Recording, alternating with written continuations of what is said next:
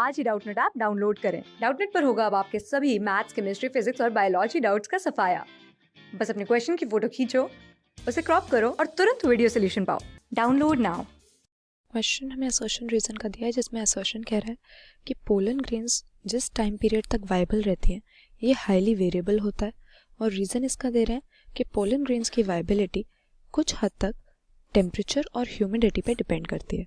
तो pollen grains की जब हम बात करते हैं, एंजियोस्पर्म्स की सेक्सुअल रिप्रोडक्शन में इनका क्या रोल होता है कि यहाँ पर ये मेल गैमीटोफाइट को रिप्रेजेंट करती हैं, या फिर जो मेल गैमीट है उसकी प्रोडक्शन के साथ, उसकी फॉर्मेशन के साथ ये एसोसिएटेड होती हैं।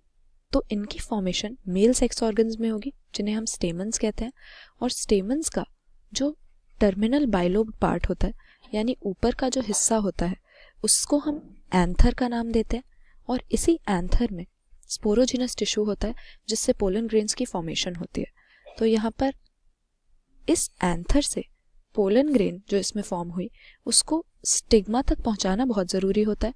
दूसरे फ्लावर के स्टिग्मा तक जे पहुँचेगी तो कंपैटिबल होगी इसके साथ, फिर जर्मिनेट करेगी, और इस तरह से मेल गैमीट्स एम्ब्रियो सैक को एंटर करके फर्टिलाइजेशन की प्रोसेस कंप्लीट कर सकते हैं।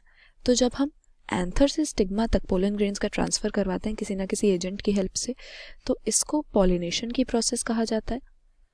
और पॉलिनेशन होने के बाद, यानी एंथर जब डेहिस हो गया या रप्चर हो गया, इसमें से पोलन ग्रेन्स शेड हो गई, तो उसके बाद कितनी देर तक पोलन ग्रेन्स जर्मिनेट होने की या जर्मिनेशन की एबिलिटी रखती हैं, इसको हम कहते हैं पोलन ग्रेन का वाइबिलिटी पीरियड। तो यहाँ पर यही कहा गया है कि जो वाइबिलिटी पीरियड होता है पोलन ग्रेन का, वो हाईली वेरिएबल होता है। ये बात बिल्कुल सही है। अगर सीरियल्स की हम पोलन ग्रेन्स को देखें तो इसमें पोलन ग्रेन्स एंथर से शेड होने के 30 मिनट के अंदर अंदर अपनी वाइबिलिटी लूज कर देंगी, मतलब सिर्फ करीब आधे घंटे के लिए वाइबल रहती हैं।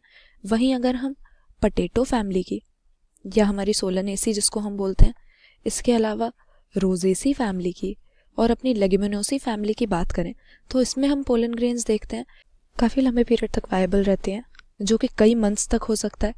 तो अलग अलग फ्लावरिंग प्लांट्स की फैमिलीज़ में पोलन ग्रेन्स की वाइबिलिटी हाईली वेरिएबल होती है। तो रीज़न में जो हमें स्टेटमेंट दिया हुआ है ये भी सही है कि टेम्परेचर और ह्यूमिडिटी में भी पोलन ग्रेन्स की वाइबिलिटी डिपेंड करती है। यानी ऐसा नहीं है कि सिर्फ कौन से प्लांट की वो पोलन ग्रेन है ये देखकर हम बता सकते हैं कितनी देर वो वाइबल रहेगी।